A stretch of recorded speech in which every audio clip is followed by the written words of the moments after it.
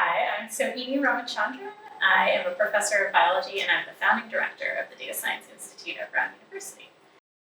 I have been at Brown my whole faculty career. I came here after my postdoc, and this is my 15th year on the Brown faculty. I'm a population geneticist, so I study genetic variation within species, particularly our own species. I would say our fundamental research is on both the inference of deep history in the human genome and then trying to predict complex trait values in individuals and highlight the challenges of doing that, as well as identify genomic targets of selection. So we developed lots of different methods for that, both using traditional classical population genetic theory, mathematical modeling, and increasingly machine learning.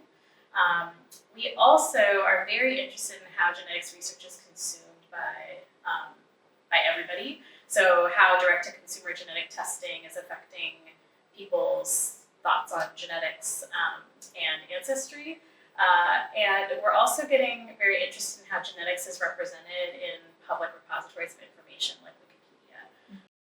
I think because I feel that conversations around the emerging discipline of data science really parallel my own discipline of bioinformatics. When I went to graduate school, it was right after the draft sequence of the human genome was published, and bioinformatics was kind of the new buzzword at the time. No one really understood what it could be, but felt it had a lot of promise. And I think data science, when, at least in 2020, I think was very much in a similar place. Now I think people see the promise of it, but it's still, in terms of structuring it in the university, I think there are interesting opportunities and challenges. I think it touches on all disciplines, and I think Brown, because of how it creates interdisciplinary units, particularly centers and institutes, and helps connect